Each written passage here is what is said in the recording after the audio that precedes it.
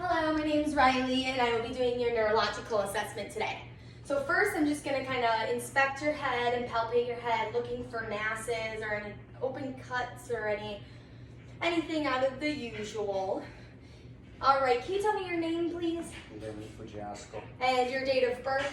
4/17/66. Good, and do you know where you are today? My house. The doctor's office. The doctor's office. Alright, and then who's the president?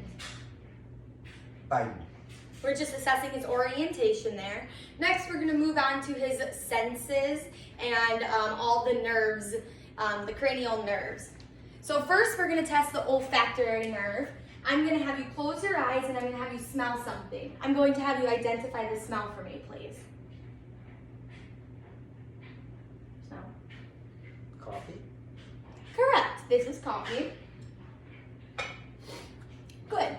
Next, I will have you do the optic nerve. That is going to be testing your reading. Do you have glasses, sir? Reading glasses. All right, we'll do them without your reading glasses because it doesn't look like they're present in the doctor's office today. So first, I'm going to have you read, this is the Snellen chart. I'm going to have the patient read with both of his eyes the smallest print that he can. NPXTZFH. Good, and that was 2015 vision. Next, I'm going to have you close or cover your right eye. And I'm going to have you read the lowest line that you can see. PNW. Alright, DFNPTH. Good, and that was 2030 vision. I'm going to have you cover the opposite eye and try to read that same line right here where my finger is. DFNPTH. Good, can you do the one below, sir? FHUNTDZ. Good, and that is 2020 vision of that eye. So that is how you do the optic cranial nerve. Next, we're going to do the ocular motor nerve. And by that, we're going to be looking at just his reaction to a pen light. So I'm going to have you look right at my nose. Good. Pupils are equal, round, and reactive. Next, we're going to do the trochlear nerve, which is going to test his ability to follow my finger. So I'm going to have you follow my finger, but not move your head. So only follow it with your eyes.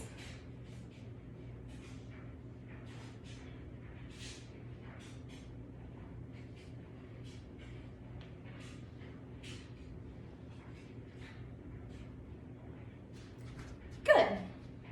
Next, we're going to do the cranial nerve, the trigeminal nerve. This is the sensation to sharp and dull. So I'm going to have you close your eyes. Here, first I'm going to test it on you. So this is the dull feeling, and then this is the sharp. So I'm going to poke that kind of all around your face, and I want you to tell me if it's sharp or if it's dull. So close your eyes. Gentle. I will. Soft. Sharp. Soft. Soft. Sharp. Sharp. Sharp. Sorry. Soft. Soft. Good.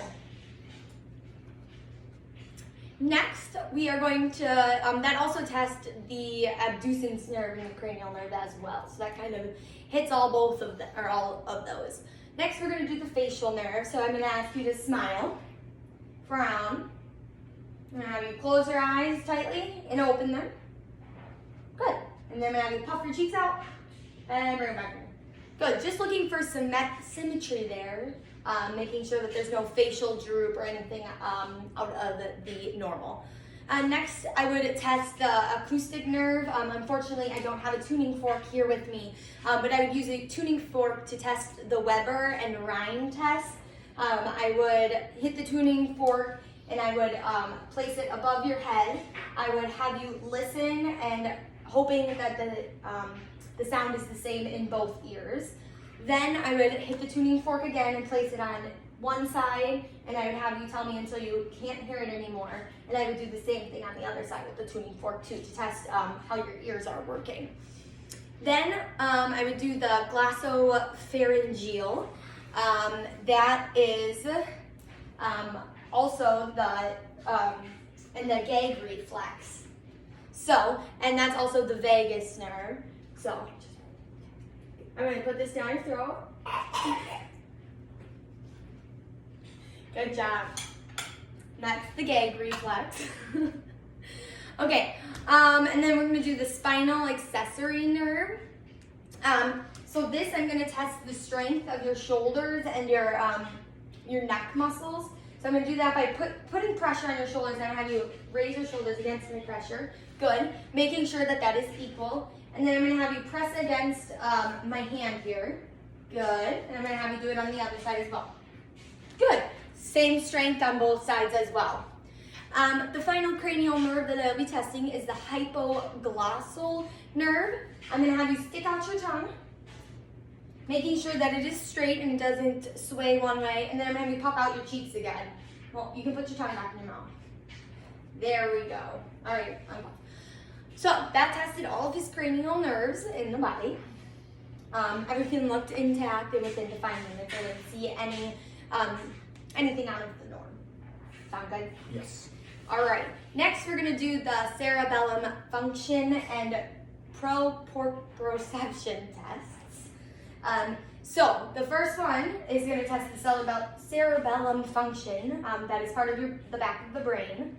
So I'll demonstrate first, and then I'll have you copy me. So I'm going to have you close your eyes. I'm going to have you stick your hands out like this, and I'm going to have you touch your nose, finger to nose, a couple times.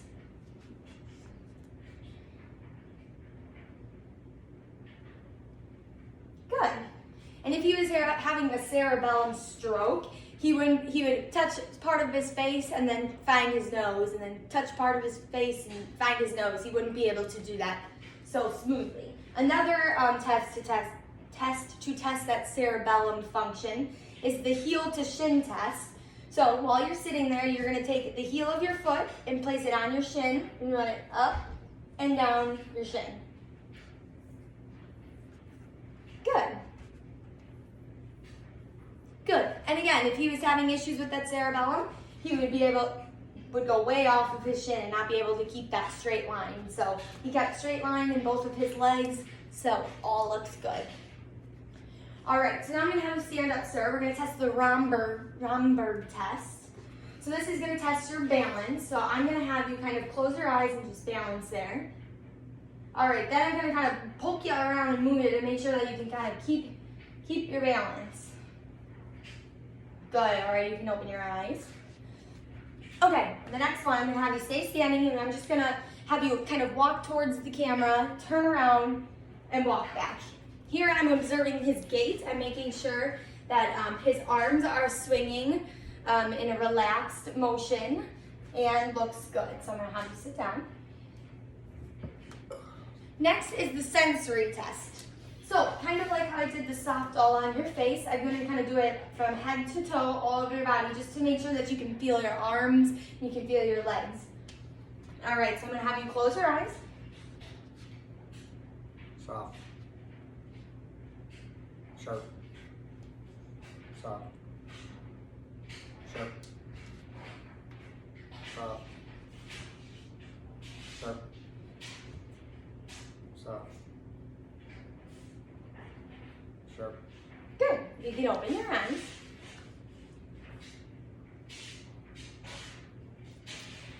Next, I would do a sensation with the tuning fork again. Unfortunately, I don't have the tuning fork, but I would just make sure that you'd be able to feel vibrations in all your upper and lower extremities.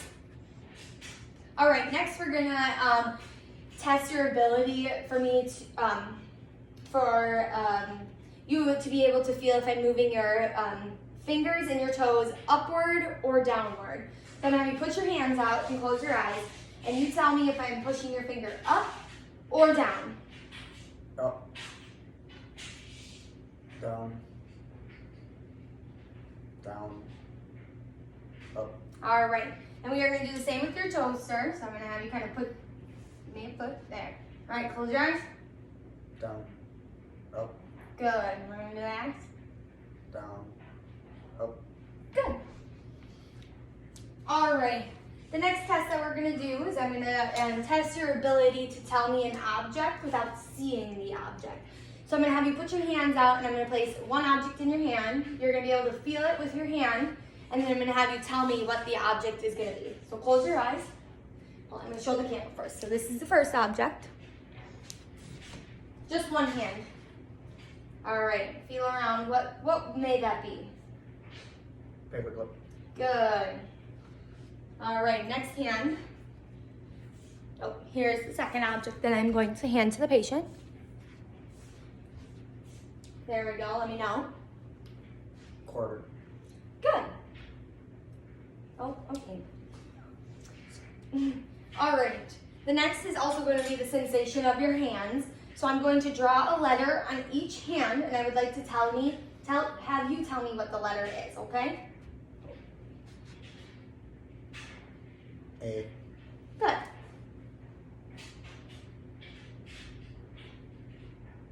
Do that again. C. Yes, good. Alrighty. And then next is called the 1 to 2 point touch test, okay? So I'm gonna poke you with a kind of a sharp object. Usually it's just like a tweezers or something like that. And I'm gonna have you tell me if you feel 1 point at the touch or 2. Sound good?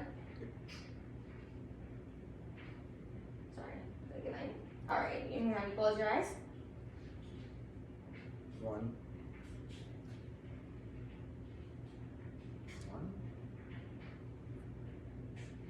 1. 1. 2. 2. Do it again. 2. 1. 1. 1. All right, good job. Did I do good on that?